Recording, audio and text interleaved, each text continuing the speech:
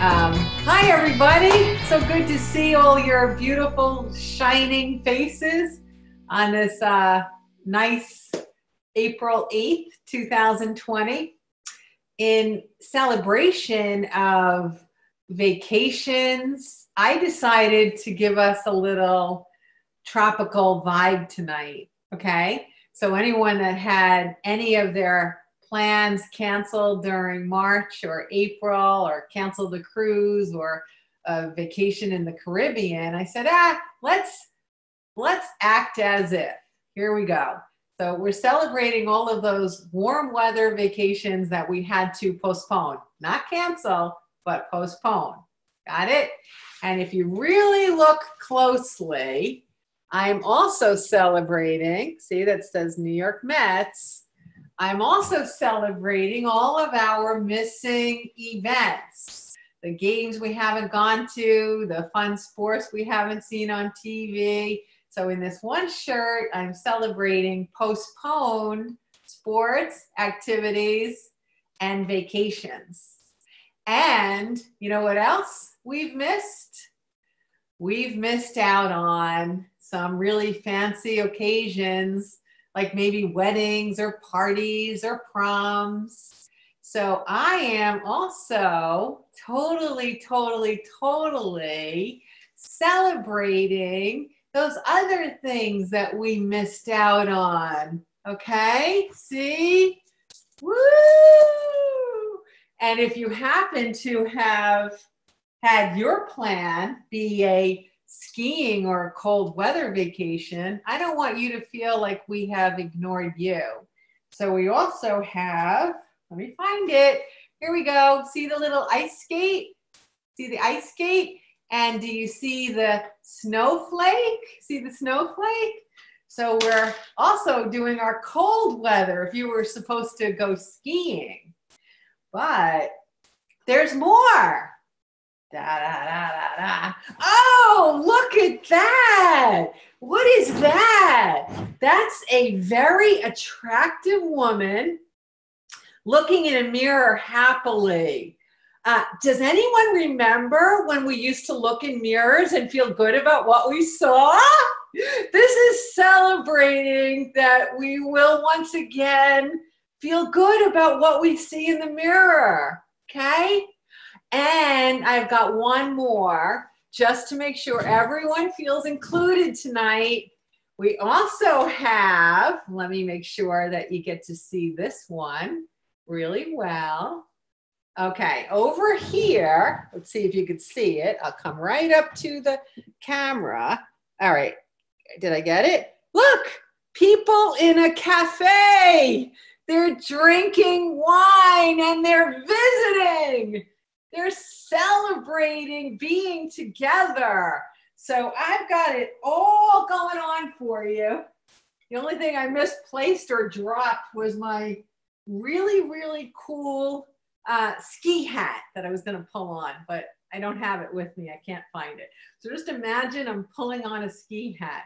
So everyone feel good? We're together. We're skiing. We're in the tropics. We're looking good in front of a mirror. We are dancing. And this is just temporary that we're not actually doing it. So welcome. Everyone feel better now? All right, good. All right, so we have more time together tonight than we had the last few times we met by Zoom. So I have questions that people submitted to me, which we're going to have some point where we'll ask the guides the questions that are on these sheets. And also make sure that I have the right view here so I can see the chat room as well. Let me get that set up. We have someone wearing their Mets sweatshirt, so that's kind of cool. So also just put some of your questions if they pop up, put them in the chat room, and I'm going to do my very best to stay on top of that as well, okay? So welcome to day number 962 in isolation. And I think it's 962. And I think today is Sunday, right? It's Sunday. And we've been at this like 3 years now. That sounds about right, right? But let me explain to you something that's kind of funny about all of this. Everyone got to see my hello and my spring flowers. It's kind of interesting that by now, because we've been in isolation or social distancing for a little while, it's kind of interesting that you can see each week or day that we have more time apart or more time working things through in our family or with work or without whatever. There's different personalities of each week. And what I'm recognizing is that, you know, 1 week was really not enough to do the maximum potential, put the maximum potential benefit out there. What happens is I'm noticing that people are responding to taking off their masks and layers little by little based on what their level of awareness is when we began. So there are some people that have felt very little change in their outlook. And then there's some people that are having huge explosions of shifts and aha moments. And there are some people that are having a shift 1 week. And then once that's incorporated, they're finding another shift the next week. And then they're finding a different kind of shift the third week, and so on. What this is doing is giving us a global opportunity, clearly global, a global opportunity for as many people as humanly possible on the planet to experience the benefits of what this virus is offering us. When a knock comes on the door of a possibility, people sometimes can open the door. Sometimes they'll open it just to crack and try to peek inside. Some people can't open the door at all.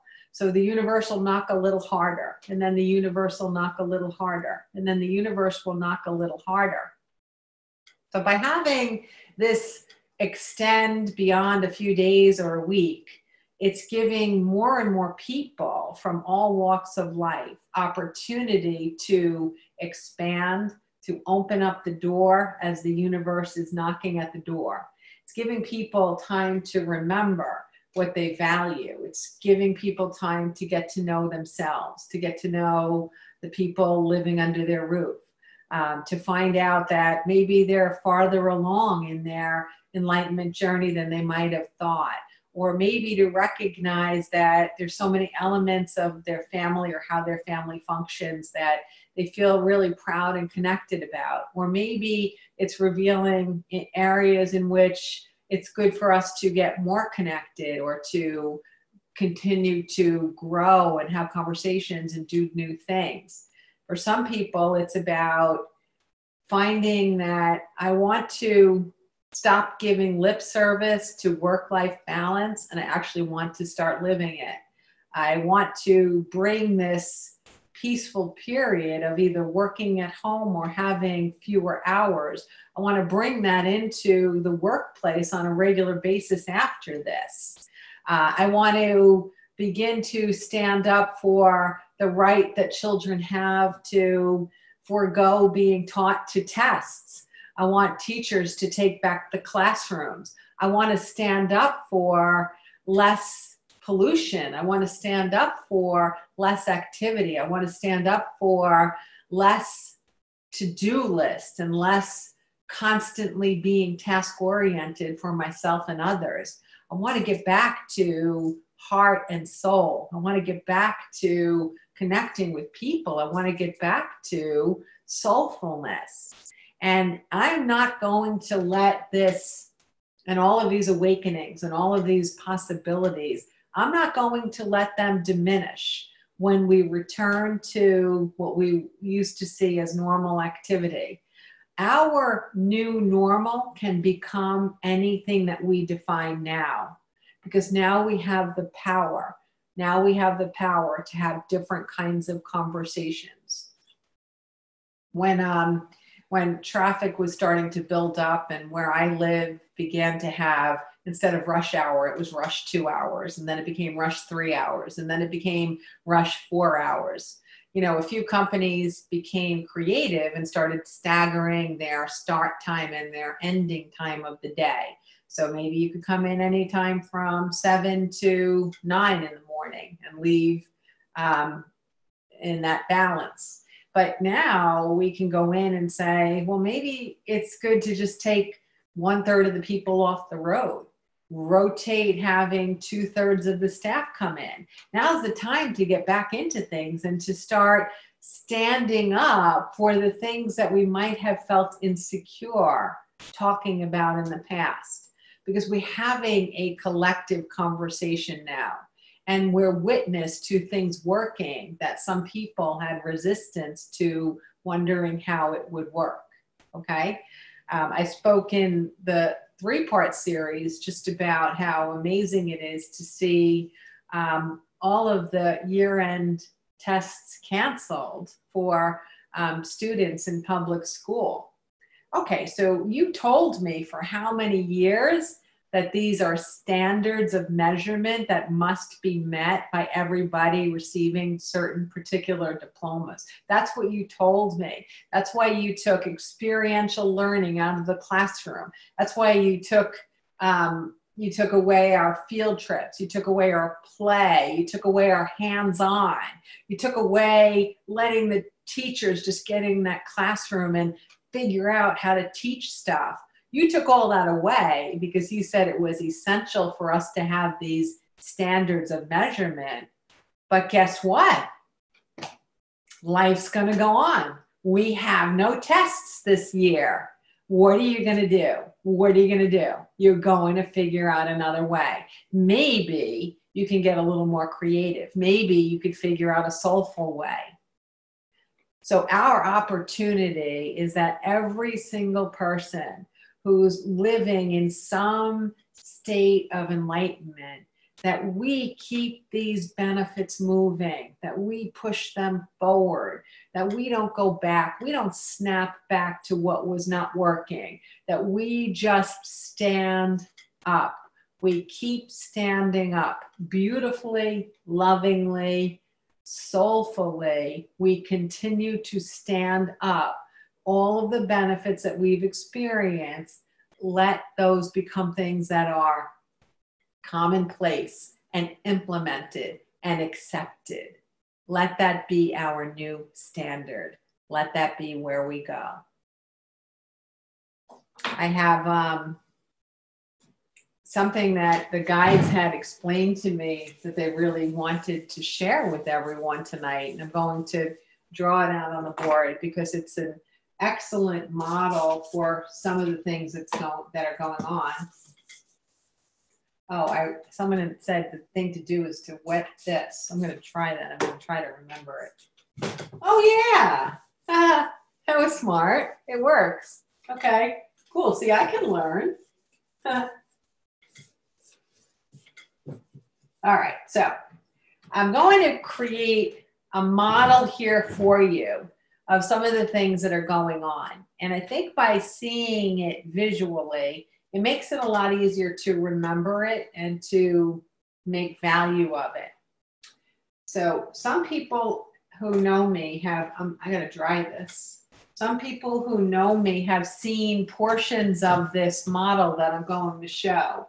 They've seen portions of it over the years. And I'm going to expand on it now to show how this particular model is being affected by the coronavirus, what we can expect from it, but also where we can find our wins from it.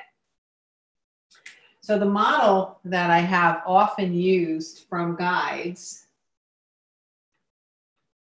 I can't even draw a straight line. It's the tequilas on the cruise ship I'm here at right now. Okay, so this is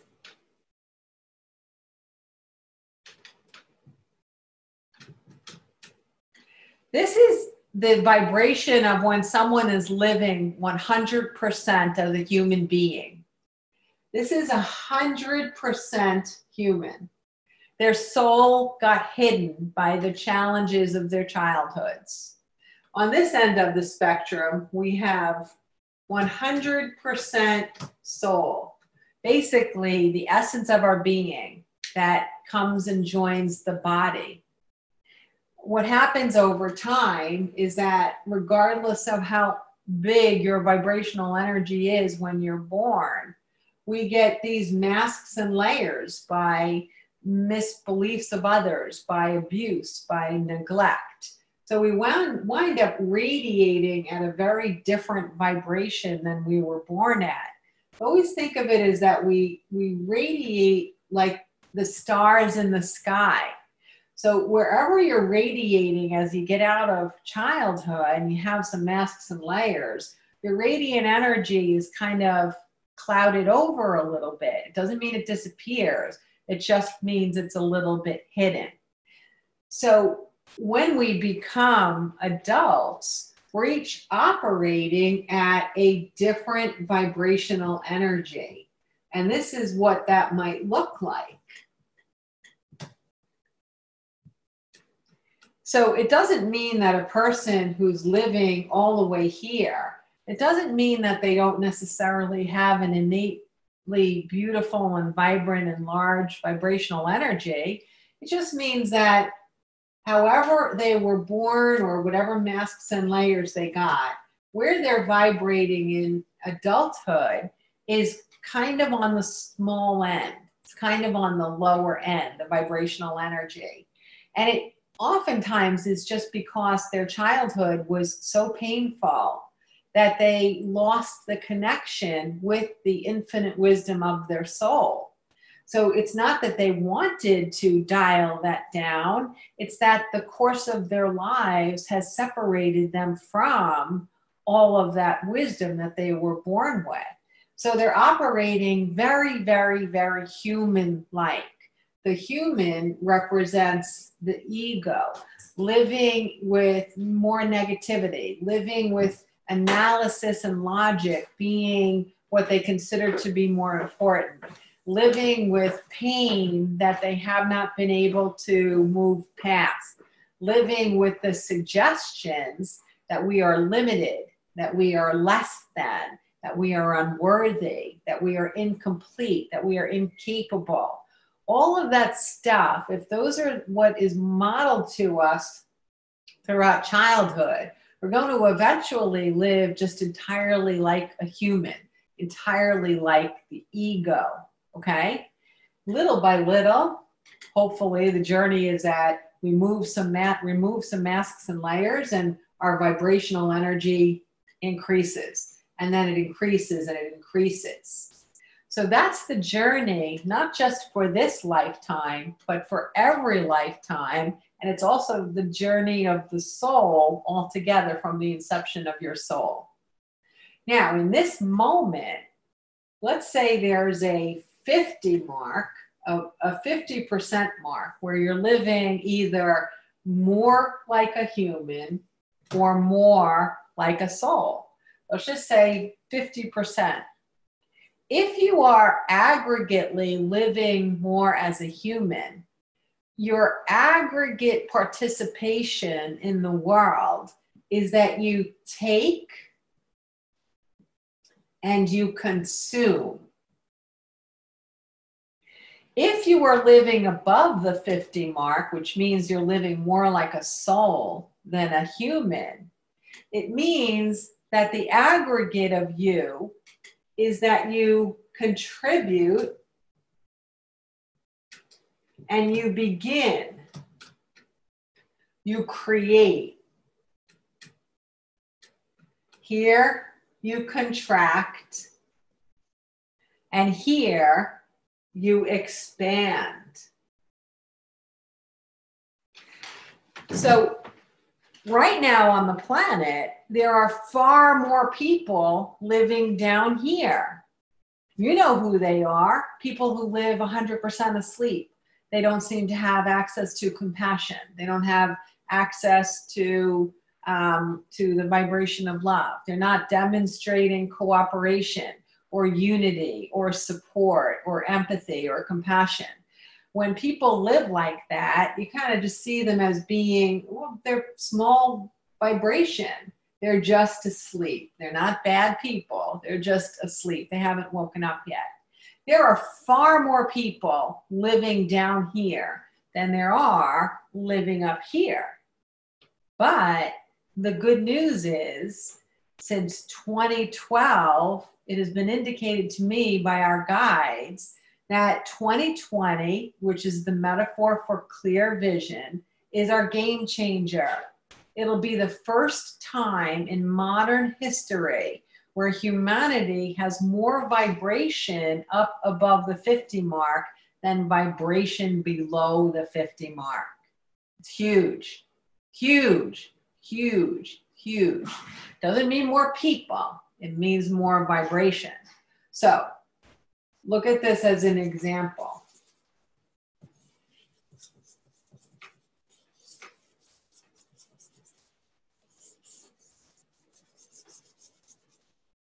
If my vibration is this, and there's a lot of people in my town, my county, my country, my globe, whose vibration is this, can you see how many lower vibe people my vibration can eclipse?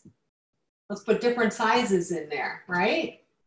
So it doesn't really matter that much how many people are living in the human ego. It doesn't matter the numbers of people, because the person who's living in the higher vibe, their good vibrations, their soulful vibrations will eclipse that much energy.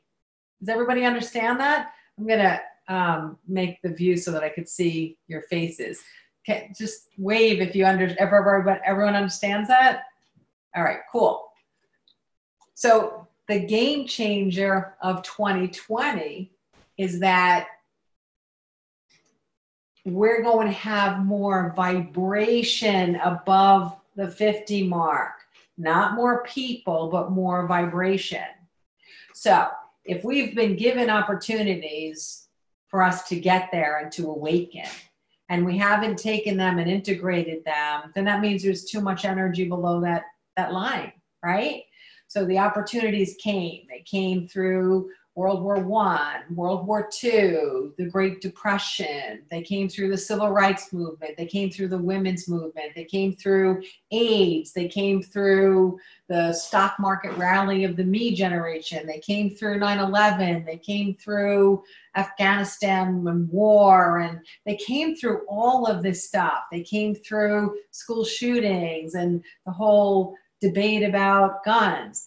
They came through the polarization of the political environment, not just in the United States, but in other places around the world. So these opportunities, they're staggering how many times we've been given a chance to wake up, to grow, to expand, to become more soulful. Some of us took those opportunities and we expanded.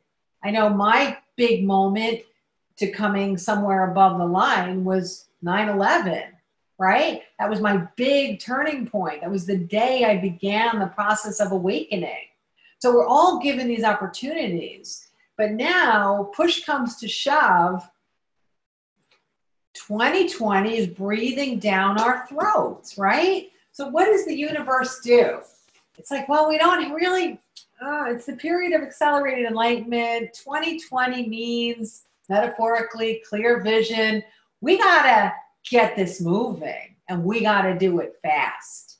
So how about, instead of a fire there and an earthquake there and a plane going down there and a shooting there and a this there, what if we just kind of put one thing out that touches everyone on the entire planet? Do you see the potential for expansion in that? What if we get every single person on the same page? What could possibly happen? What could possibly happen if we do that? And that's exactly what the universe is doing for us. That is what it's providing for us. So as I see it, just to model and demonstrate this, here's how the universe is reacting. I'm going to completely oversimplify it. I'm just creating a visual model that can help us understand this period. So along the spectrum of humanity, we're going to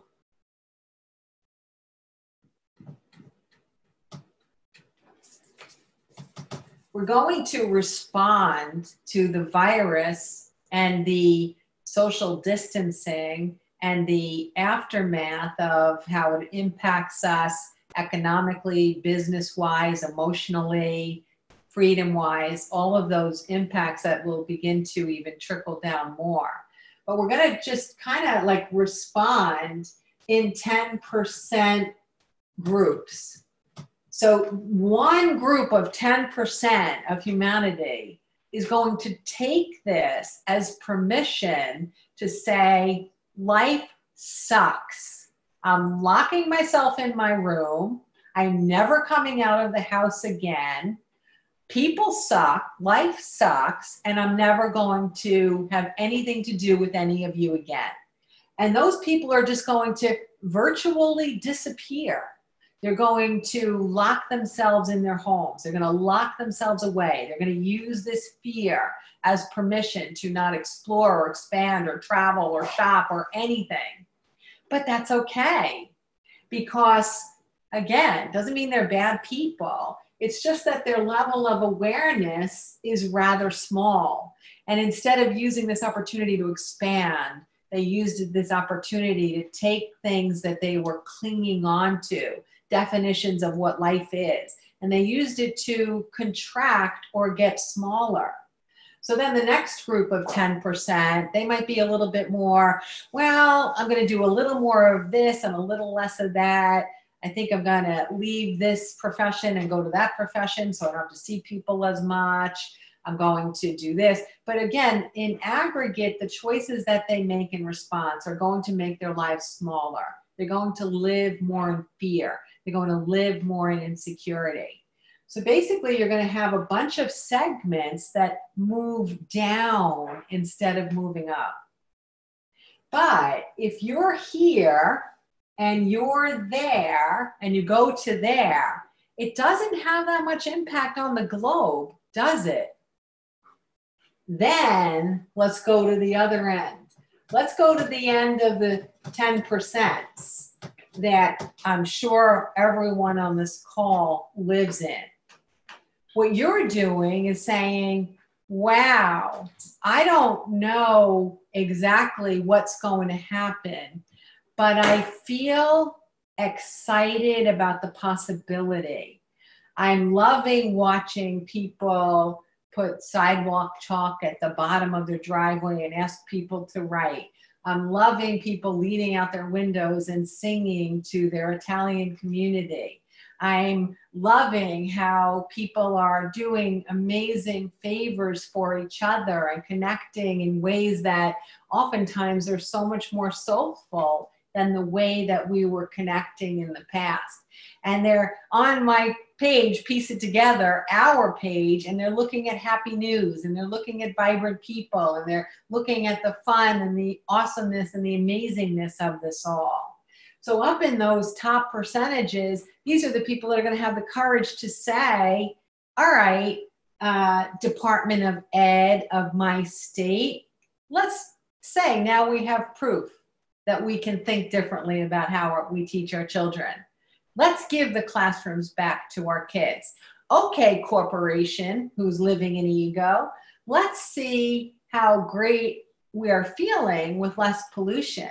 Let's see how great we're feeling with less sound pollution. Let's get 1/3 of those cars off the road permanently. So these are the guys that are going to stand up, like we talked about in the beginning. These are the people that are going to say, you know what, I've maybe criticized this, I've complained about this, I've said this is not working, I said I want this to change, but all I did was talk about it. Now we have permission to go out there and do something about it, to effect change in a loving and beautiful way, just by educating people about the benefits that we've already received, that we can continue. No one wants to go back to this point. So as we choose our words carefully about really good things that we can suggest or implement in the future, people are going to say, yeah, that's a good idea. Yeah, that makes sense. Yes, we can do that. They've got nothing to lose. Everything was shut down. Now let's just build it up, but build it back the way we want it. Build it back the soulful way. So what will happen in that top 10, top 20, top 30, top 40% is those who have already had some modicum of enlightenment. They're going to see this opportunity not as a reason to feel like life got worse, but to see it as the potentiality of all of us across the globe being able to connect in ways that we've always wanted or always believed is possible. So we're going to be the ones that are moving from whatever vibration we were already at, which was stunning, and we're going to move up. So look at this. If one person here moves to this, and one person here moves to this, how many more? What's the difference now in the net gain? See that net gain? I used to be able to fit, let's say, oops, wrong spot. I'm not using my finger because I know I'm supposed to do this, right? Okay, so this used to fit, let's say, 10 of these in that circle. I could eclipse 10 of those, right? I could influence in a positive way 10 of those. Well, now I moved up and they moved down. How many of those little tiny dots can I fit in here now? 100. The net gain to humanity is exponentially brilliant. Brilliant. And the more we encourage ourselves and others to take these ripples and move them by asking for new definitions of the way that we live, the more we're going to take all of the magnificent benefits of this virus and push them out there into exactly the best of the possibilities that the universe is knocking on all of our doors with. Got it? Let me see some nods. Oh, Jennifer. Hello, your son, Jennifer.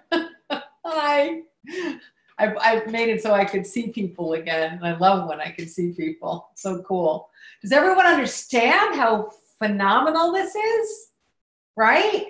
But we can't be bystanders. We can't be bystanders anymore. Last year in 2019, anyone that attended any event heard me say, prompted from guides, that this is no longer a drill. This is no longer practice. This is no longer, I'm a seeker and what can I do or be like one day? What is that day in the future where I feel whole? What is that day in the future I can make a contribution? What is that day in the future I can be a soul? It's over. It's over. You're already there. You're not perfect. No one's perfect. Nothing is perfect. There's no such thing as perfect. So you are already there. So take ownership of where you are and do what you can do. We can't be silent anymore. We cannot be silent anymore. Now is the time to push. Now is the time to suggest. Now is the time to model better ways of being and living and doing. Now is the time to not accept that which is not soulful. I've made a life of doing this, and I'll just show you how, not a lifetime, but in the last decade. Let me show you some of the ways that it shows itself, that you don't realize how valuable they are until you take a look at what that looks like. So one example, and I know I've mentioned this at EPGs in the past, is that our garbage people pick up our garbage twice a week. And underneath my roof, I typically have anywhere from 3 to 7 people living here at any given moment.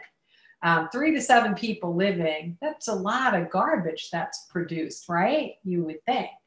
Now, I could have a neighbor who has 2 people living in the house or 1 person living in the house. And every single time we put that garbage out, We're always the house with the least amount of garbage. Always, always, always. Unless we're doing something like cleaning something out. So how is it that 3 to 7 people are consistently producing less trash than 2 people?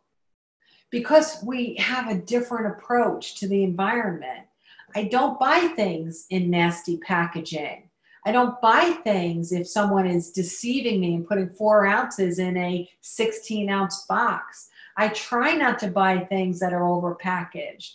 I'm just going to use an example, so I won't use names, but I tried the free, or the inexpensive trial for home dinner improvement where you open them up and you cut your vegetables and your fruits up and all that and you cook it, right? You know what I mean? Meal in a box and you just kind of put it together.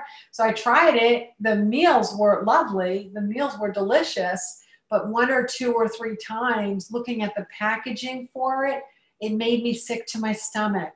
It made me sick to my stomach.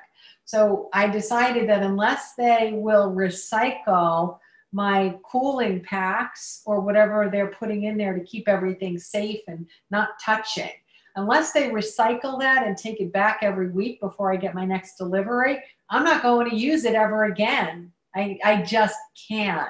It makes me sick to my stomach. Okay.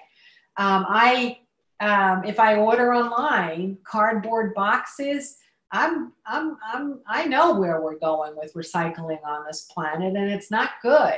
Nobody wants our trash anymore. Nobody wants our paper anymore. Nobody wants our stuff anymore. We're consuming too much for the number of people on the earth to be able to continue to recycle or reuse or repurpose. There's just too much of everything out there. So what I do is I put a little fire in my fire pit out in the backyard and I shred those cardboard boxes and I use them as fire starters. And that's just one more thing I do because I know if I put that corrugated box, talking about the brown ones, not the ones with all the colors all over them, I know if I put them in even recycling, they're losing their ability to become something of value to anybody other than a hot mess for future generations. And I don't want to leave a hot mess for future generations. So these are some of the things that I have done. Opted my kids out of Common Core testing. Every time I have a chance, I stand up for soulful choices. Now we all have permission to. We can use Corona to our advantage, and we could say things that we might never have said before.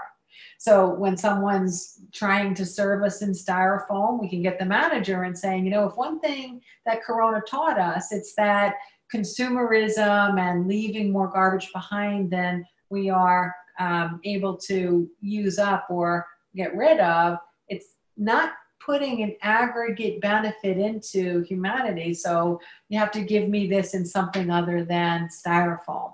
We can stand up for things that we might have privately complained about, but now we can be more verbal and we can do so in beautiful and loving ways by talking about collective benefit, by talking about the fact that our small choices add up to be big changes.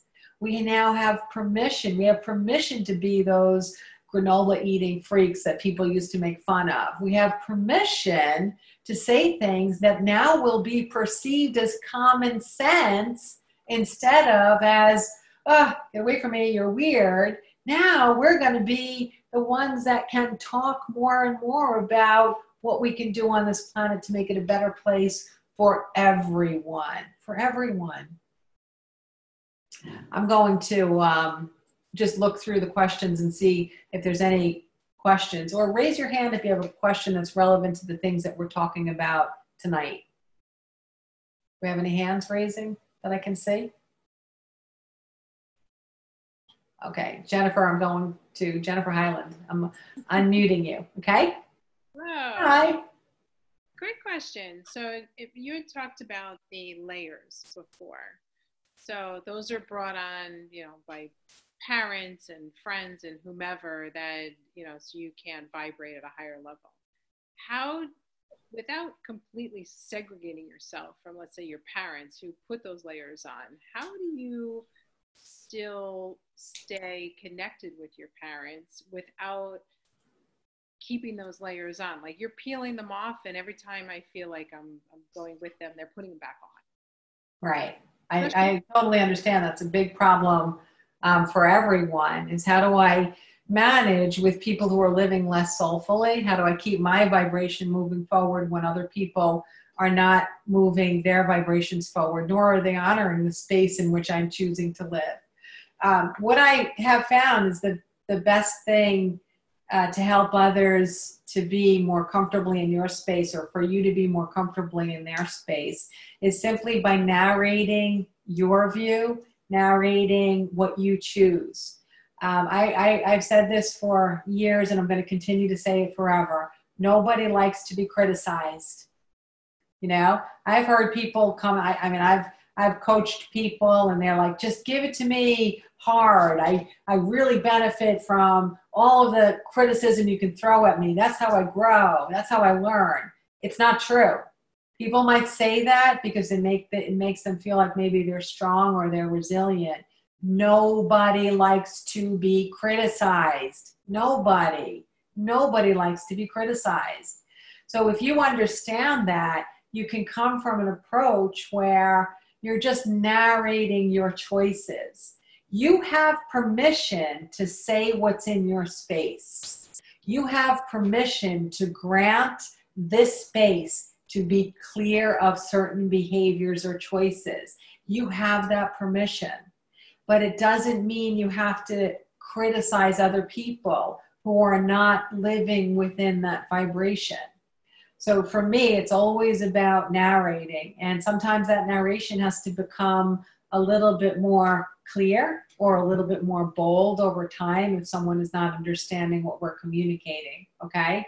So it could be, oh, I read this thing in a magazine and it said, if I do this, then in 30 days, I'm going to have this result. So that's kind of one soft way to say something. Another thing is, I learned from my daughter's teacher that my daughter responds so much more to, a positive set of opinions and feedback. And I realized as I was watching her grow, I was realizing I'm the same. I do so much better with positive feedback than with negative. So I've decided that I'm going to be hanging out with people in my environment that are positive, that give me, positive feedback, that are nice to be with, that are fun to be around. And since I feel so much better, I have committed myself to being around those kinds of people or those events or in that environment. So it's about the choices I'm making. It's not necessarily coming right out and saying, Mom, you've been calling me a fat cow since I was 3. You suck. I never want to see you again. Yeah, maybe we want to fantasize that, but you can write those imaginary letters that I still write some of those imaginary letters that I mail off in the middle of the night, because trust me, they're out there in the universe when I write those imaginary letters. But it's more respectful and more understanding that she's doing the best she can within her level of awareness, where if you say, I prefer now, I've made life choices about how I want to live, and I prefer living around people who don't criticize me. From that point on, you repeat it, you repeat it, you repeat it, and then if they don't shift their behavior, what you do then is you start to put forth a series of consequences. And I know it's like raising 2-year-olds and 6-year-olds, but we can put forth consequences to the people that want to spend time with us. So in this particular case, you say, Mom, just last week, I told you I'm staying surrounded by people who support me, who love me, who make me feel good, who don't criticize me. And you just told me I look fat in these jeans. You just told me I need to go to the gym more. You just took this top slice of bread off my sandwich because you said I don't need that, right? If you continue to criticize me, now I've already declared how I want to live and she's not stepping up to it. If you continue to criticize me, Mom, then I'm not gonna talk to you for a couple of days because I'm gonna need a break from that energy, right? So then do not talk to her for 2 days. Talk to her on the third day. On the third day, if there's another criticism, say, this is really not working. I'm gonna go 3 days. Okay, this is not working. I'm not coming by to see you on Sunday. Don't ask me. I am not coming.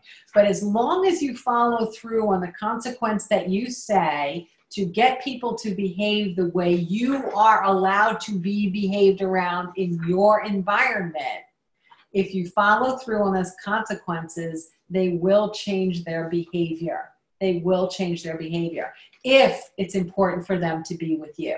If it's not, you might be happier without them there, okay? I have a lot of cases where clients have really, really difficult parents. I don't care if they're in their 50s or they're in their 90s. And the first thing that I hear when we talk about something like this is, well, you know, she really needs me. I have to get her groceries. I have to do this, or I'm afraid. I think someone should check in on her every day. We are not responsible for maintaining life in other people. We're just not. We think we are, but we're not. It's this weird thing. If you become responsible for maintaining someone else's life, for trying to maintain their happiness, which they're never going to do on their own, so they're going to constantly need you to do it, what's going to happen is they're going to live to 174, okay? That's what's going to happen. That will be the ironic twist in you giving up your happiness for somebody else. They'll be the first person ever to live to 174. You'll be finishing up your second lifetime already, still looking at that person saying, when are you going to die? And you'll be old again all over again. That's the way it works. You're not responsible for anybody's happiness. So it's about accepting that everything is a choice. You don't have to be mean about it. I got so excited about living to 174, I'm all choked up. No, I'm not going to be that mean guy living to 174. I'm going to be the great, big, awesome soul putting good ripples out there living to 174. I am giving examples, and every possibility within those examples can happen. It's just giving yourself permission to be happy. It's giving yourself permission to be happy. What every family or organization does is they write a script, usually at birth. You're handed the family script, okay? Whoever is the leader in the family, whoever's the most commanding in the family, they're going to, every now and then, they're going to redact some things and cross them out, and they're going to scribble in some new aspects of the script. Every time you get to be a new age, they're going to write in new lines for you. Oh, I'm 11. This is how you have to treat me, or this is what you have to do. But we all have these scripts. The only way to break out of it is to say or do something different than is on the collective script. You keep reading from this script, you're going to continue to have the same exact relationships with those who are bringing you down or are negative. It's the bottom line. You got to change your part of the script. You have permission to change your part of the script. I found when I began doing this in some of my tighter circles, people get very confused when you change your lines. Okay, so just imagine this. Okay, person A, I need you to call person C because she did not send me a card on Mother's Day, right? So that's the script. Now my line is, okay, hold on. Okay, oh, that's so sad and rude. I will call her and I'm sure she'll let me know why it was an oversight or something, but I don't think it's going to happen again, right? Okay, so now this person calls me back. Did you call C? Hold on a second. Yes, I called C. and here's what happened, right? So now all of a sudden I'm like, I have permission to change my environment in this script. So when she calls the first time, I'm like, oh, I have my own new script now. I didn't pick her script up anymore. So now I got my script. And I'm like, oh, I'm not going to call C because it sounds like your issue is between you and C. So you should probably reach out to her. And she brings her script back in. She calls me again a week later. Did you call C? And I'll be like, no, I said that sounded like something between you and C. Did you call C? Now she's going to be frazzled. What she's going to wind up doing is calling C, or she'll call D. And I don't really care if she calls D because I'm not in D's house and I'm not picking up the phone. Let her figure out how to make a new script with other people, but I'm not participating in that new script if it doesn't bring me to a space I want to be. Does that make sense? It was a big, long answer, but everything we want to do to help people who are living below the line, everything that we want to do when those people are in our lives, we have to give ourselves permission to do it. And in the worst case scenario, we have to give ourselves permission to leave. If all else fails, we have to give ourselves permission to leave. You know, we tend to treat life as though we're supposed to have as much comfort as humanly possible, which means, you know, sometimes comfort means you stay in my life because that makes me comfortable, okay? It's not true. We're not here to have comfort. We develop comfortable lives when we live soulfully. When you don't live soulfully, if someone else gives you comfort when you are not doing anything to participate in your own comfort, your own joy, you then become responsible for that person's comfort forever and ever. It's okay to say, if you really want me in your life, you've got to earn being in that space of the vibration that I live in. It's okay to say that. And then it's okay to let them go if they can't or they don't. The soul's journey is here to ignite. Sometimes it's our removal of something that gives people the space to ignite. Our hovering and our living by their script does not give them permission to ignite. Sometimes we got to pull away in order for them to have another insight or to have a win. Maybe they won't. Most people probably don't, but there's a chance that they can, and you got to give them that chance. No one forced you to grow. You can't force anyone to grow either. You did it on your own. You did it on your own. If you can do it on your own, despite every bit of your background and every bit of hardship you ever had in your entire life, if you can do it on your own with nobody forcing you to do it, that means every single person you know can do it too. No one is weaker than you. No one is. If they're telling you they're weaker, they're lying to keep you doing the stuff they don't feel like doing for themselves. Right? Wow, that was kind of, I had a feeling your guides might be a little bold tonight. So it wasn't me that said that. It was your guides. Okay, but that was a really good question, and it is a common question that a lot of people face.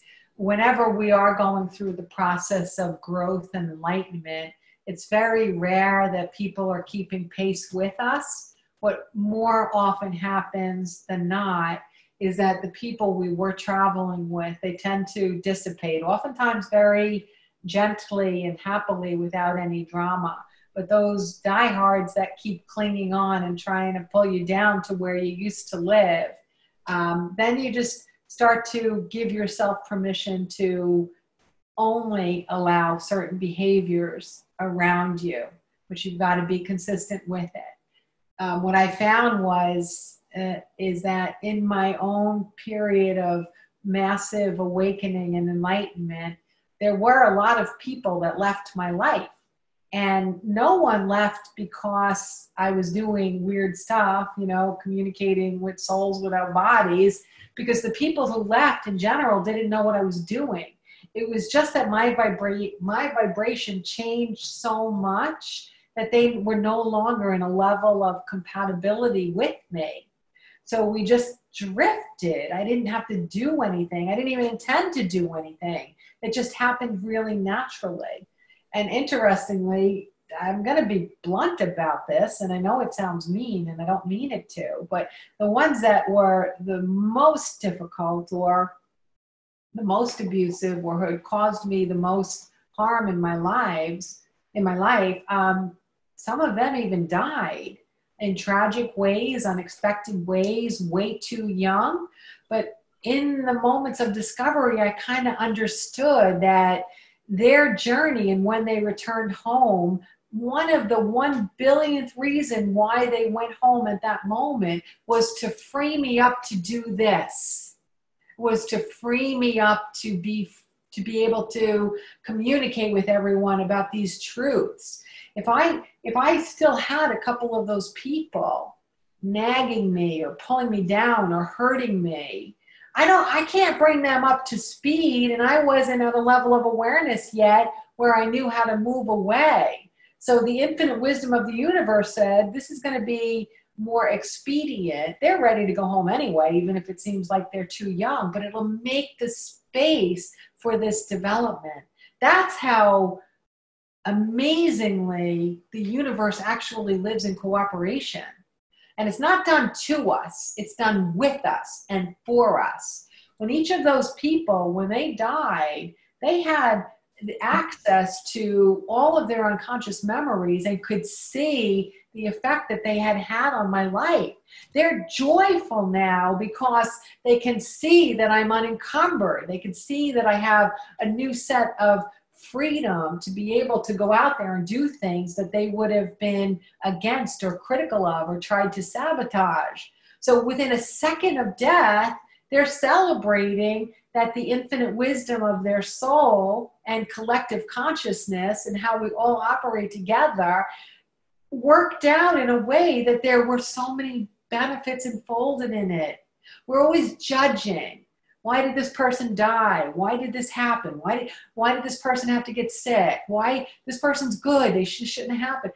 None of that judgment is true. It's simply about experiencing the possibilities for the development of the soul. We're here for the soul to develop. We're here to experience what we are and who we are individually and collectively when we're not in bodies. That's what we're here for. And all of it becomes better and happier when we live as souls while we're here. All of it improves. All of it improves. Every now and then I just switch so I could see your faces. So I'm looking at your faces again. I love your faces. My faces. As I'm looking at your faces, I'm going to ask you a question. Does everybody understand the magnificence of this? Okay. I came from a kind of math science-y background, so I'm going to kind of math this up for you. Let's math this up. Anyone who doesn't want me to math it up, they can just turn it on mute for a moment. Just drown me out for a moment. But I think that it's so nice. It's really kind of cool to really see this in a way that we can sink our teeth into it.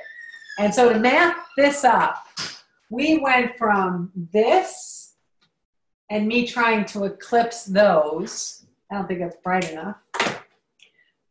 We went from that to and us eclipsing that. Mathematically, can you see how much humanity is expanding?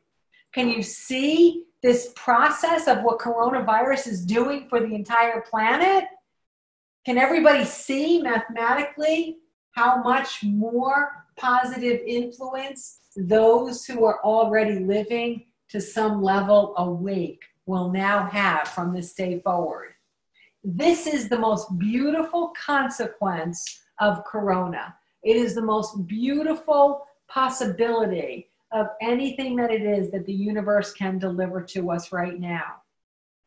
Those of you who were in Grenada in January, I put that trip together. I think it was in 2014. I started to say that in January of 2020, we're going to take this collective trip where we start to begin the process of embracing and allowing and expanding 2020, the decade of clear vision. So when there were 40 people on that trip in Grenada, what those 40 people heard me say over and over again is that there is a wave coming. There is a big wave coming. There is a big wave coming. And we have surfboards. We have cool surfboards. They're fun. They're the best out there. We love them. We've made them with each other and for each other. And we've had fantastic surfing lessons. So when that big wave comes in, we will ride the top of the wave into the shoreline that we choose to be in. Now, if at any given moment, we watch other people underneath us tumbling and banging their heads and eating sand, and getting their feet caught in seaweed. If we stop and jump off our board to see how they're doing, what happens? We're all under the wave. We're all tumbled. We're all in the tornado. Once you learn how to surf a big wave, stay on top of the wave. Don't go down and visit the people that are tumbling in the middle. Stay there. Give them a hand. Make them a surfboard. Teach them how to surf. Bring them up. Do not go down with them. It's not an option. It is not an option. Stay up. There's been so many things I look back on in hindsight now, and I understand it so much better since there was such a change in the communication of guides with me from September 2018 through now. The communication changed so dramatically, I didn't fully understand the purpose. I found myself saying things more emphatically. I found myself speaking more about the necessity, and I even started using the word urgency. When we were in Grenada, I heard there is a tsunami coming, but I was still being Karen, who's a little softer sometimes than guides, believe it or not, because guides are the softest, but I turned that into big wave. So I kept saying big wave every single time I heard tsunami, because I didn't want people in Grenada to feel powerless or helpless. I didn't want people to be afraid. I didn't want them to think that all was going to fail. I wanted them to understand that there is a big wave, but being awake, having the intention to live soulfully is your protection from the big wave. Those who tumble will come down so that they're at a new state of pain. At a new state of pain, it gives them the opportunity to bust free of limited thoughts, limited behaviors, limited choices, limited people. We don't usually rise from the position we are. We don't go from here to there. We have to go down first because it's the only thing that helps us get out of our state of complacency. So yes, the big wave is going to really mess up a lot of stuff, but it's not going to mess up you. It's not going to mess up your life. It's not going to mess up your future. Do you understand? Do we all understand? I'm going to look at your faces again. Let me see some cute little nods. All right, I'm going to take one more question now. And I'm actually, as if we were together physically, I actually am going to take a 5-minute break. So you guys can go get a drink. You can go call your moms and say, Mom, never criticize me again. And then we'll come back in like 5 minutes. But before we take that quick break, does anybody have any relevant question? Michelle, hold on. I'm going to unmute you. All right. All right, Michelle, I can hear you. Hi, everyone. In reference to what you just drew, I always thought that New York in general was like New Yorkers were more enlightened than other parts of the country and the world, right? So it's interesting to me. I would imagine we got hit like very hard because we need to all stop, maybe because we're too fast. But do we need more enlightenment in New York more than somewhere else, or are we just leaders? Like, Yeah, that's a really good question. I have kind of spoken about this in the past, and I'll show you a little bit of an answer to that question, and it is a good question. I also I'm feel gonna- that I'm gonna Cuomo has been very soulful in his approach as well. Yeah, I'm not watching the news, but clients are constantly sending me snippets of the things compared that to he's saying. Trump, and I felt like the symbolism of their roles might also be, I don't know, it was just very like a metaphor. Yeah, all right, so let me show you using pretty much some of the things I've already been talking about. Can everybody see my diagrams? Okay, so I muted you, Michelle, or I tried to, and I failed. I muted you, Michelle. Okay, so this was an image that was given to me probably 3 or 4 years ago as well. But what I was shown was I was seeing New York City, Chicago, I was seeing LA, and I was seeing some other big cities around the world. And what the guides had shown me then was they would draw circles around it, and it wasn't about population density, it was about levels of awareness. And what they started to show me is that enlightenment starts in hubs. And enlightenment is very much like the airline hubs, where you see what does it look like when their flights are coming out all over the country. So New York City is a hub. LA is a hub. And more energy comes out of those regions, and then very, very, very slowly, like 2 layovers later, they make themselves into like these little rural areas. It might take a decade to get there. It might take overnight. But it takes time for the positive possibilities of energies that come from all of these more vibrantly enlightened areas to reach out into every single part of the globe.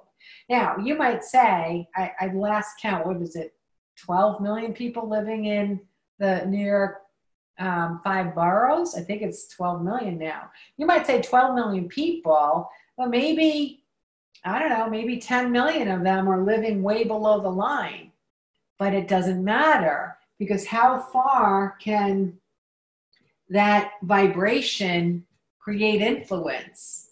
But among that same 12 million, if 2 million are living above in the soulful range, how much more does that energy reach far points, right? Change happens in cities first, because there is more high vibrational energy people living in those areas. I think it was 3 years ago now, I did,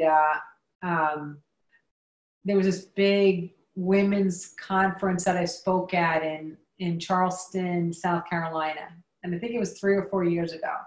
And I was really excited to be speaking there, and absolutely adored the woman who brought me in to speak, loved it. But when I was there for a day or two, and I spoke, and everyone that attended, they were just so lovely and so bright and all this. But what was palpable to me, I could feel it and I could touch it, was that where they were in the belief in the power of women, it was literally decades behind us. So I just had this big sense of sadness that they were decades behind us. And I was trying to figure all out what was going on. And it was simply just that the guides were showing me that region is now beginning to spark. That region is now beginning to understand. That region is now beginning to understand what human rights is. Not women's rights, not civil rights, not people rights, not transgender rights, but what human rights is. But it will keep happening as long as the high vibrational energy souls keep pushing out that vibration. Keep putting those ripples in. Don't just do it silently anymore. Let other people touch it. Let other people have access to it. Let other people hear it. You might say something that seems to just fall on deaf ears, but who knows? That one person 3 years from now might say that to their daughter. That one person 10 years from now might say it to their son when he comes out and says he's gay. That one person might say it in their classroom. That one person might be sweeping a floor and look up at someone walking by and say it to that person. You never know. It's a seed. It's a seed. As long as you deliver your seeds with love, it has the potential. 19 million? Oh, wow. I said 12 million. Thank you, Kelly.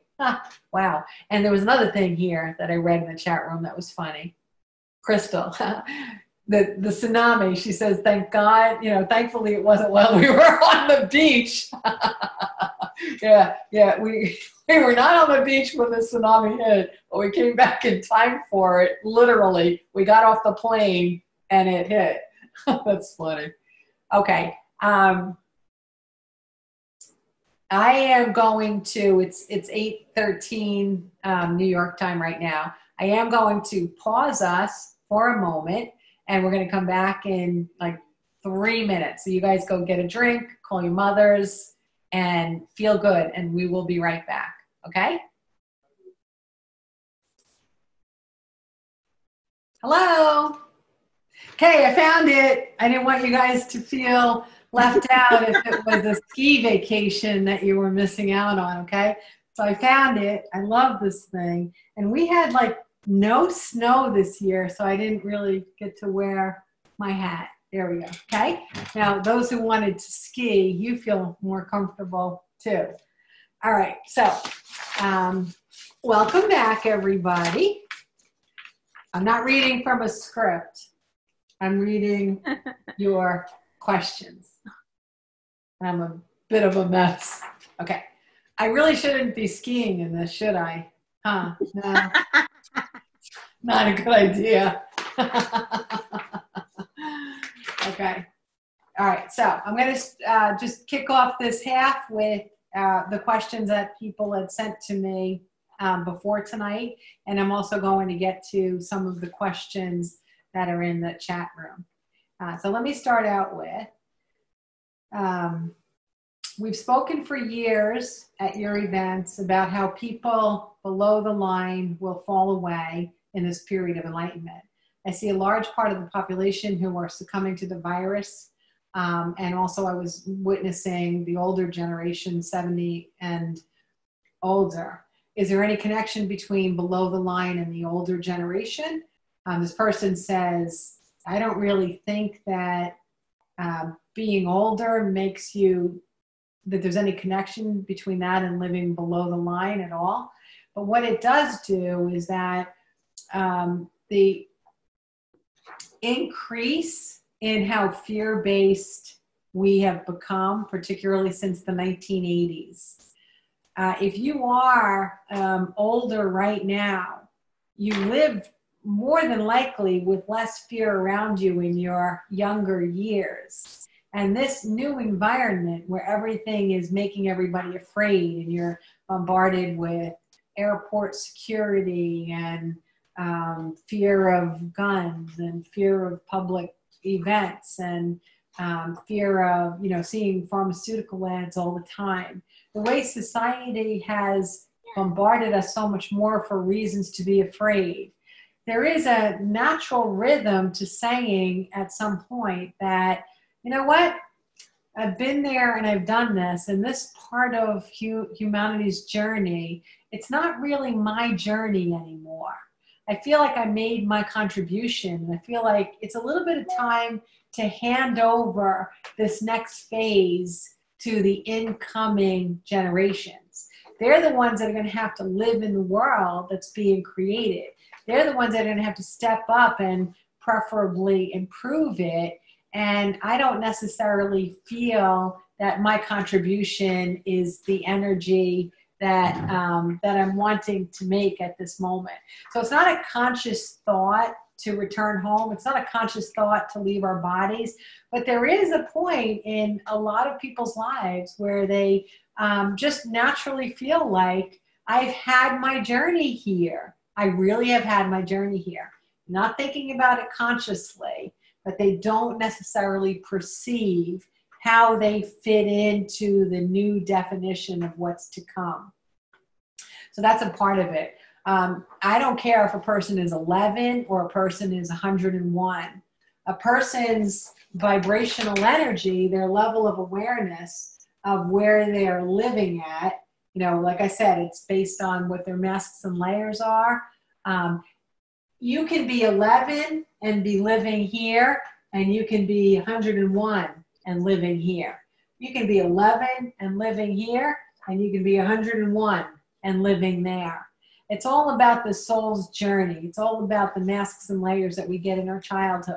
It's all about what our soul's intention is for us individually. It's all about our eternal journey, where our vibration is during this lifetime. So it has nothing at all to do with age, but there is, as I said, since we do have the one thing that's finite in the infinite, expansive universe, the only thing finite is a lifespan. So a lifespan does come to a natural conclusion. And when the world is completely heading into a brand new direction, on some levels of consciousness, some groups of people, even if it's over 70 or over 80 or over 90, this just might be their time to return home. Might also be their time to put all their attention to being guides so that they can take the expertise that they have developed as souls through the course of this lifetime and add it to the possibility of us expanding in this evolutionary time. But no, you're correct in saying I have a hard time believing that age would have anything to do with someone being below the line, and you're correct. Next question. Once we feel connected to spirit, I would say our eternal journey, and we feel that that connection is open, often after a meditation, how do we sustain this vibration as we enter back into our day? It's a great question. In the first couple of years when I learned how to leave my body and let my consciousness return home fully, I had, oh wait, my 11-year-old walked in the room at the exact same time Karen referred to an 11-year-old. That's so funny. And her camera's off. Huh. That's so interesting. You gotta love it. And even as I was saying 11-year-old, I wanted to not say 11 because an 11-year-old's vibration is so mixed up with the influence of those around her or him. It's when we get to adulthood that we get to extricate ourselves from the influence more. So I didn't even want to say 11, which makes it even weirder that I did. All right, where was I? Okay. Okay. So in the first 2 years when I was returning home and letting my consciousness return home, it was the most polarized period of my entire life. I would connect from 10 to 12 at night every night. I'd go through my tools and my steps, and I'd feel it, I'd hear them, I'd feel them, I'd see them, I'd know them, I'd touch them. And then I would fall asleep and I'd wake up in the morning and I would be completely disconnected again, like as human as I'd ever been. And so I felt so blue when I woke up, and everything seemed so gray and drab and lacking in the vibration of love. And this planet just didn't have that spark for me anymore, because being in the energy realm was so much more vivid and brilliant and soulful and happy and all that stuff. But even as I was going through this up and down and up and down and up and down, connected, not connected, connected, not connected, I knew intuitively that the going from ego to soul, I knew that eventually, the more I practiced, I would eventually make this get lesser and quieter and make this get bigger and brighter and stronger. And that's exactly what happened. Eventually, the soul filled up my life and the ego had no resting place anymore. I learned how to change my behavior. I learned how to change what I think. I learned how to change what I feel. I learned how to change and to recognize what I believe. I learned how to take actions that supported soulfulness instead of supporting the human ego. And I would stay really dedicated and focused to it. There was a term I used, and I don't share this with people very often because I like to come from a positive. But one of the things I said to myself in 2005 and 2006 was, I would say this all the time, using my tools, every single tool is in my Happy and 90 program. Using my tools, I had to because my life depended on it. I used to say that to myself every day. My life depends on using my tools. It wasn't superfluous. It wasn't optional. It wasn't frivolous. It wasn't when the mood struck me. It wasn't when I felt like it. I used those tools as though my life depended on it. And even as I would say that in my head, knowing I was aiming toward becoming more positive, and I would say, use these tools because your life depends on it. Even as I would say those words, I knew that on some level, my life did depend on it. Maybe it wasn't my physical life. Maybe my physical life would continue, but maybe it was my social life. Maybe it was my financial life. Maybe it was my emotional life. Maybe it was my intellectual life. Maybe it was my spiritual life. But on some level, my life depended on staying committed to those tools. So that's how I did it. And it was a lot like when I quit smoking at the age of 24. I quit smoking because I was hanging around more and more people that didn't smoke. And eventually I hung out more with them and less with smokers. So my smoking time got crowded out. And eventually I became a non-smoker. It's the same thing.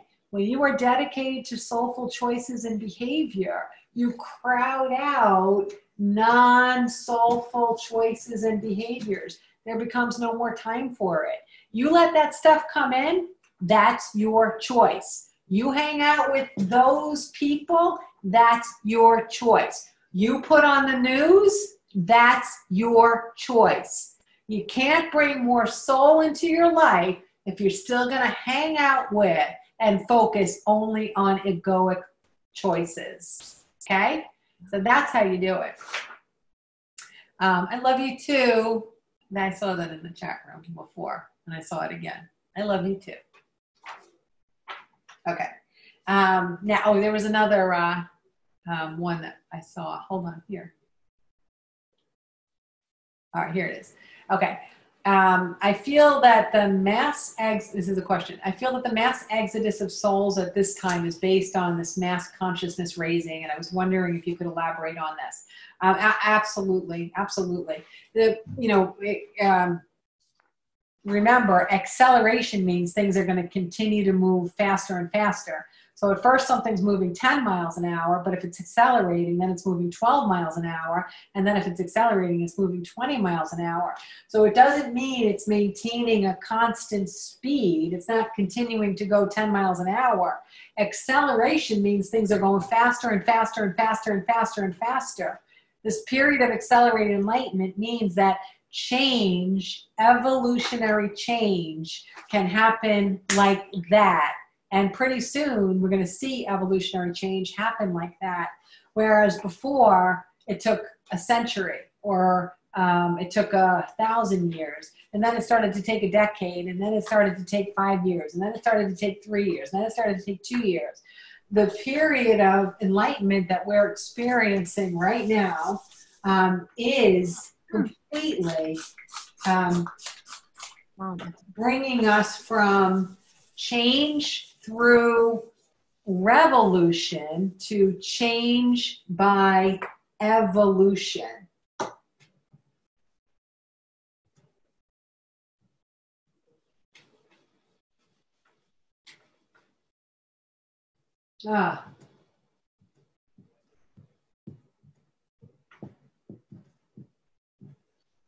Revolution.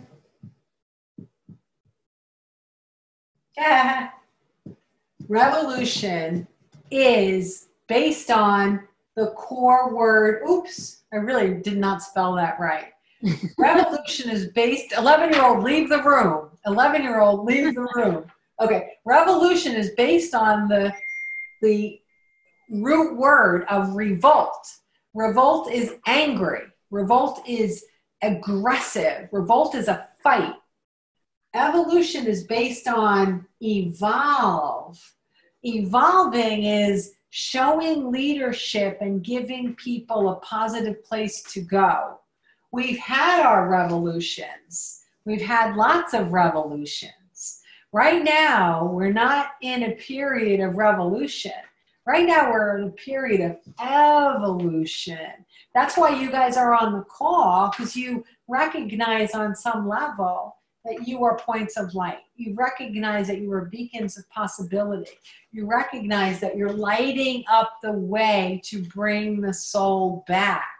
We will evolve by moving toward soul. We will not evolve by beating up or fighting the ego.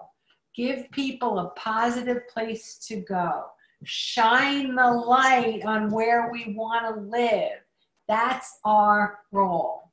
So the answer is that lots and lots of egoic, archaic energies that just can't wake up. They tried it. They're just not getting it.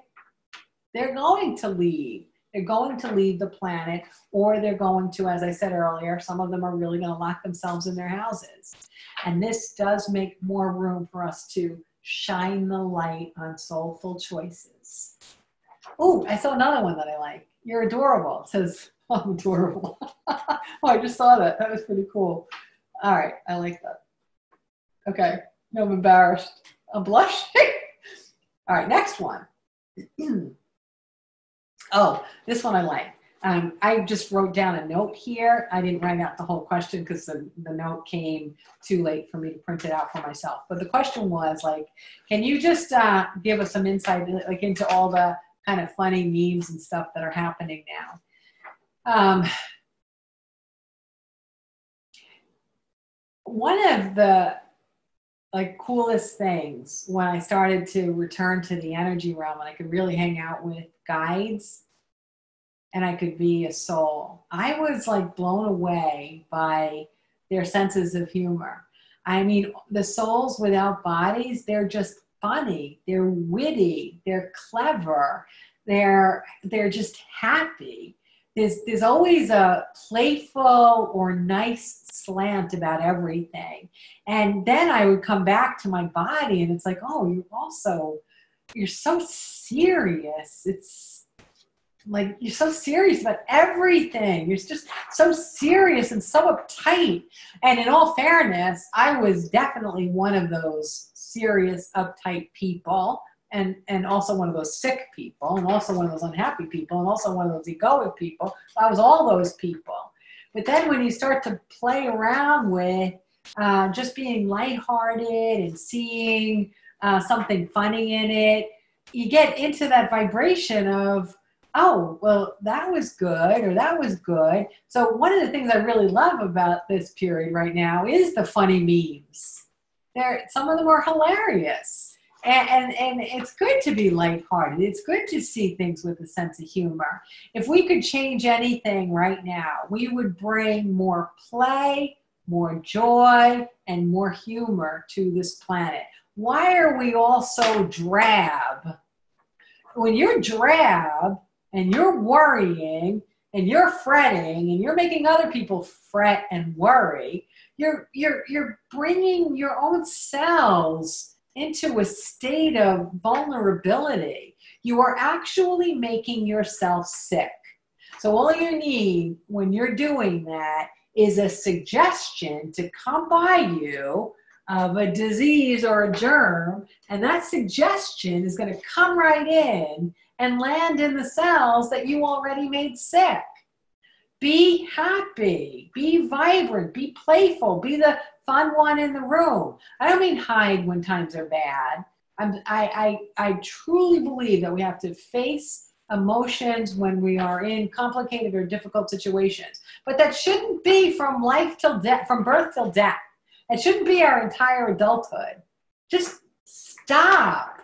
Get back to seeing what's great about being here. You know, now it's quiet enough that you can hear a bird. Now you have so much time on your hands right now. You can actually sit out on your lawn and watch a dandelion grow. Then you can watch it turn to seed. Then you can pick it and you can blow it all over the place, because in the new environment of us not wanting to use pesticides to keep our lawns green and manicured, we can just have a whole lawn of dandelions instead, right? So play, have fun, see things from a different angle. Choose soul, choose play, choose spirograph, right, Jennifer? That was a private joke. Okay, what else do we have? For those of us that are working in ego-heavy industries, does that mean any soulful suggestions will have a more likely or broad effect? Or will we become more polarized from those in charge? One of the things that I've been saying for the last year and a half is that institutions and commerce and governments that are living in ego, they are going to wither and die. It's up to us, soulful people, to kind of push that death and kind of enhance that death to come around sooner. And the way you enhance that death is you stop rewarding egoic behavior. You don't buy their products, you don't work for the company, you don't elect those officials. If we stop cutting off the demand for ego, the supply of ego will die. It's up to you. It's not up to them. It's up to you. You cut off the demand for ego and the supply will die. Right? So easy. But you got to stay awake. You got to stay awake to soulful choices. You have to expect soulful change. I'll use this example that I used last week, and I'll use it again because it's such a simple example to highlight what we're talking about. So, major company, multi-trillion-dollar company, when we started to have coronavirus separate us and keep us inside, and people weren't going to work and people were getting sick. This major company, out of the goodness of their heart, they said, listen, so we can make a contribution too, we're going to let any of our employees donate their sick days to someone that has the coronavirus. Yay! Aren't we sweet? Aren't we good? Aren't we pretty? And what was the reaction? You would expect maybe a decade ago or 2 decades ago or 3 decades ago, we're like, oh, well, that's really good. At least they're not being, so stuck in the mud that they're not finding ways to shift some sick days to those who really need it. We're using the pool of us helping one another. What a nice way to connect. But today, I was so happy that instantaneously everybody was like, you have got to be effing kidding me. CEO, you just pocketed $640 million last year as your bonus, and you're going to let us take our $9.73 an hour times 8 sick day and donate it to someone else making $9.73 an hour? Hell no! Give me 100 of that damn million back. F it. You can live, and so can your grandkids live, on $340 million. Give us $300 million back. That's where we're heading. That's our expectation. So the companies that live in ego, we will no longer buy their products, we will no longer work for their companies, and we will no longer buy their stocks. Hold people to soulful accountability. The way to speak to people in a unifying way, in an evolutionary way, is you talk with your money. You talk with your money. You don't buy their stocks, you don't work for the company, and you don't buy their products. You want my money? You act like a soul. You act like a greedy ass, you get nothing from me. That's the way we do it. That's how we create an evolution. People care more about money than they care about most things. Unfortunately, this is going to kind of change that around. Corona will change that around. But if the ego is very, very much cemented to being able to hear things through money, let's talk to them through money. Okay? Now is a great time to, if you're a business owner, you can be really selective about hiring soulful people instead of hiring egoic people. We have some more choices that are popping up because of Corona. It's our privilege to open this up and make it extend as far as humanly possible. It's our privilege to do that now. No more silence. You talk with your pocketbook, you talk with your mouth, you do it beautifully, lovingly, and it will have an effect. Okay, cool.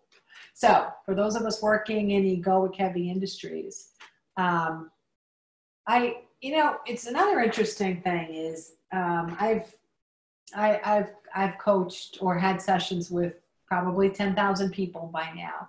And a lot of people have been at the top of their game in their industry, very high positions or business owners, or in the top of their game in anything, whether it's in sports or music or anything. And oftentimes I'll hear from guides ways that particular client can kind of extricate themselves from a role or a position or a team or a company. But it's because the guides have a sense that the light isn't going to be lit from within for that organization. And then there are other times when I hear suggestions from their guides that's saying, you know what? You have a role of power now. You are influential. Accept that they need you more than you need them, and bring soul into your organization. So I've also seen people who light things up from within. I've seen this over and over again. And what's amazing is sometimes you would think that it would take a decade to light a company up from within.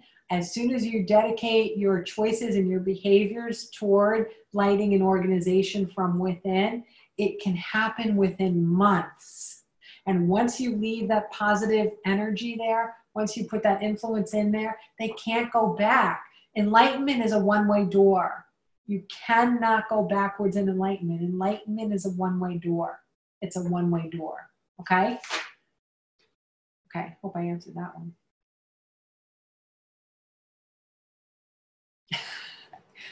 I saw my own quote in writing, and I thought it sounded so much sweeter when I said it. And now reading it and writing it doesn't sound so sweet. It basically says, you act like a soul, you get my business. You act like a greedy ass, you get nothing. Yeah, that's my quote of the day. I'll have to put that up on Facebook tomorrow. Oh, that's funny. Okay. All right, I'm blushing again. All right, here's another question.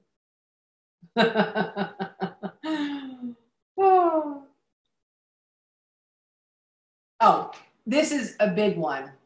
I hope the person knows I'm answering this question, but I'm answering your question. Two people had similar questions, but know that I'm answering your question specifically. But I'm so glad I glanced at it, because this is one of the most important things that I really wanted to talk about tonight, or your guys wanted to talk about. And this is a big topic. This is big. And some of you might not even feel comfortable hearing it, but I'm going to say it anyway, okay? And I'm going to say it I'm going to say it dramatically, and I'm going to say it sort of black and whitish, only because if I don't say it in the biggest sense possible, if I just talk about the middle of a spectrum, you're not necessarily going to understand the power of what it is that I'm pointing out to you. Okay? It's a tough topic, but we're gonna do it anyway. Okay? We're gonna do it.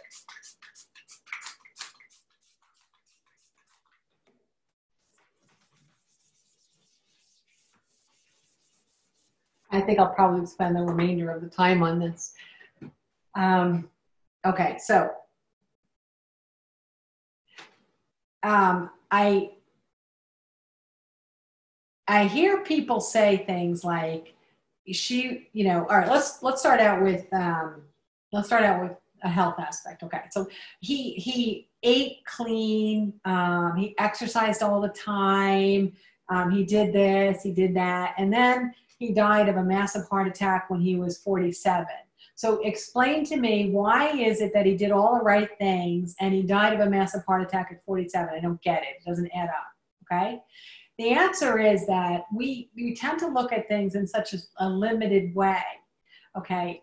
Our relationship with our body and our choices, how we feed ourselves, how we nourish ourselves, how we exercise, what we think about disease, what we feel as far as fear, that's just kind of like one aspect of how we live or how we die. But the other aspect is the things that we can't necessarily see. And we're not interviewing one another either. I always thought that if a person is going to take the time to write in a biography about another human being, then don't do it just by listing the facts. You've got to get in there. You got to really delve into, what was this person thinking? What was this person feeling? What was this person believing? As I'm interviewing this person, how can I determine what beliefs are hidden within him or her that he might not even be aware of? What are those hidden beliefs? Then the obvious in any biographies, what actions is someone taking to gain whatever makes them interesting enough to be biography worthy, right? But we don't know what people are thinking. We don't know what they're feeling. We don't know what they're believing. But this is the formula that creates reality. It's not only about how many grapefruits we eat or how many steps we take in a day. That's just a small aspect of it. What's a much bigger aspect of it is, what are we doing with our energy? What are we thinking? What are we feeling? What are we believing? What actions are we taking based on what we think and feel and believe? So if you are eating clean and exercising, and then you die of a massive heart attack, it's because you were probably living in a lot of fear, or you felt unworthy, or everyone you knew over 50, they were cantankerous fools, and you didn't know how to become over 50 and seem like you were having a good time, or to have a good time. There's a reason for you leaving your body that had nothing to do with the exactitudes of your food and your exercise. It had to do with the energy of what you live, how you think, how you feel, and you believe. Those are the things that create your reality. So in our society, we have been taught that what makes you a good person is compassion. And for a lot of people, being compassionate is a big step up from where they used to live. So I understand the allure of compassion. But compassion is not love.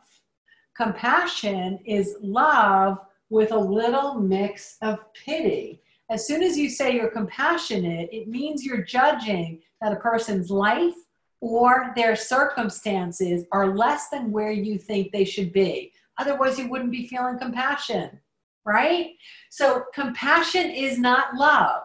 When we live in a ton of compassion, and we live with the pity or the sadness or the feelings of how horrible other people's circumstances can be, we are not igniting the joy and the healthful cells in our body. We're not igniting healthfulness within us. We're contracting. We're making ourselves vulnerable. living in pity, living in sadness, bleeding for other people does not create a long and healthy life. Love does. Love is above compassion. Love is understanding, but also letting everything have its own space, its own journey. Make a contribution when you can or when you're invited in, but you can't fix everything, so you can't bleed for everything either. So there are going to be a lot of circumstances when we can't understand how such an incredibly nice person got so sick because we didn't interview them about what they're thinking and feeling and believing. Where's their focus? Are they terrified? Are they terrified of illness? Are they terrified of accidents? Are they terrified of their children dying? What are they feeling? What are they believing? What are they thinking? We're not meant to do this. We're actually meant to be happy. Happy is your protection. Happy is your protection. Okay? So what is important to understand is that here's why maybe it seems as though like the city of New York is the one that has corona so high and the numbers of deaths are rising so high. The reason is not because we're do it, not because we're less than, not because of anything, but because our vibrational energy of what we focus on ignites our reality. It creates our reality.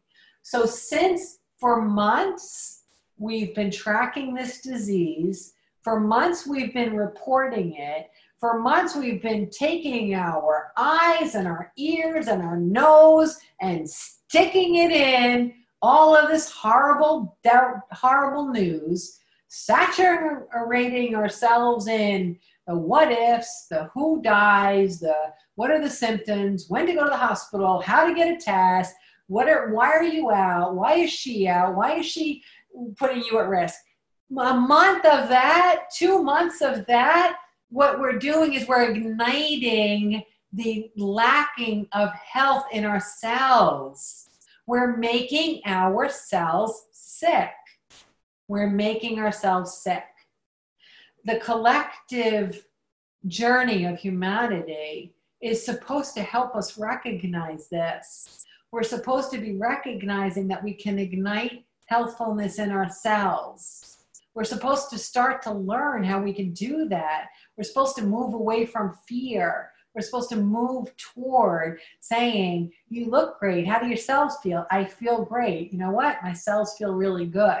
I am vibrant. I am happy. I have a long and wonderful life. Me and my body support each other despite everything else going on around us.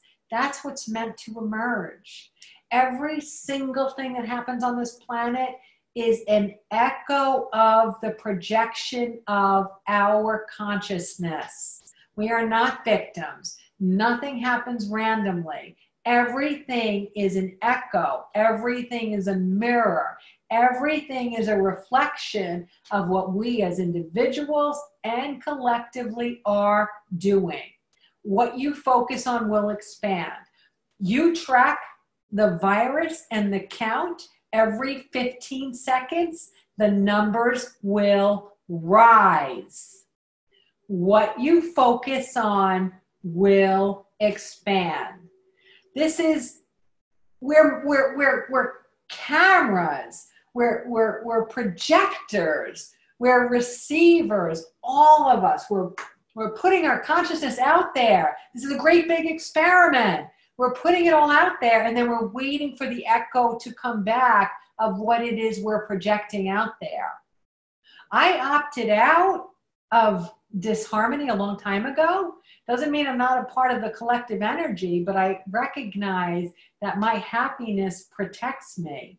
I don't fake happiness. I am happy. I don't have a cute little Insta page that shows me that I'm better off than everybody. I actually am happy. Happiness is our protector. The reason I can opt out of harm is because I am happy.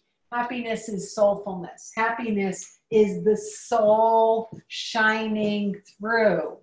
When you let the soul shine through, fear dissolves, judgment dissolves, misery dissolves, healthfulness returns, playfulness returns, vibrancy returns, abundance returns. When you are soulful, all of the good of what the soul really is comes alive. When you live in the absence of the vibration of love, you live in fear and you live in hate, and fear and hate kill us.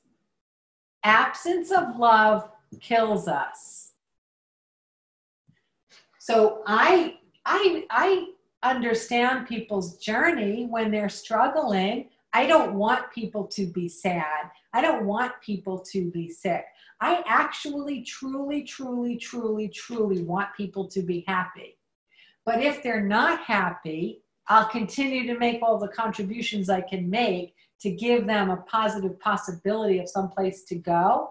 But I'm not going to go down with them, because we don't need to both live in that negative vibration. It doesn't do you any good if I come down if you're down. But if I stay up and I give you a place to go, isn't that much better for you? That's much better for you. I'm going to look at everybody's faces. You are all beacons. You are all lighthouses. There's a storm out there. There's a tsunami out there. You stay true and proud on that rock that you're on, and you stay steady, and you shine that light. And the more you shine that light, and the more you know that people can see it, the farther that light will cut through the storm and the fog and the tsunami. That's your role. That's your role. You're all beautiful. You're all brilliant. You're all points of light. I am so privileged to be able to know you, to meet you, to work with you, to talk with you, to magnetize you in. Not only do I benefit from it, but we all benefit from it, because the more we get together, the more exponentially our individual energy just expands. We are living souls, and we are powerful. Living souls are more powerful than egoic humans. All right? All right. I hope I answered a lot of your questions. I am in mad love with all of you. And I promise you, I'm going to give us increasing opportunities to connect together physically and in person, by Zoom, by Facebook, by every single way that I can get us to let our shine continue to grow and to continue to expand together. That is our privilege, and I'm happy to be part of that privilege with you. Thank you, everybody. I'm going to let you stay on and wave to one another for a minute or so.